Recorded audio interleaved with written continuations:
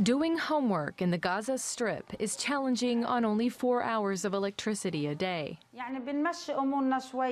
We try and get by even though it's really hard on us. We've no choice because the electricity cuts off often. So we have to do our best to do things like making bread, cooking and doing laundry by hand.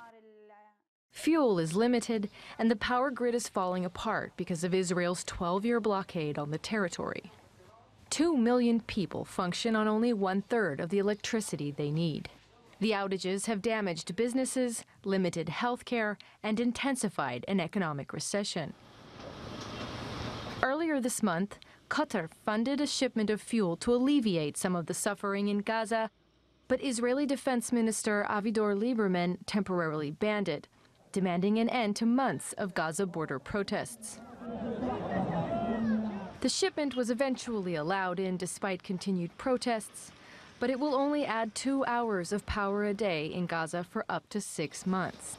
And the recent World Bank report tells a very dark story, a very bleak story for Gaza, and we hope to try and get the world to understand that, to try and help survive and to allow the survival of people and to give them a better life.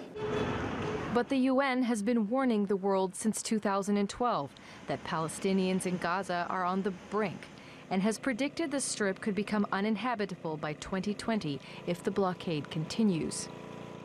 Just last year, the UN said that most of Gaza has already become unlivable.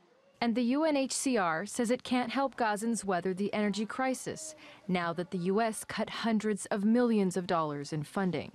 For Naveen and her family, who live in the Shati refugee camp in northern Gaza, it gets harder and harder to have a normal life.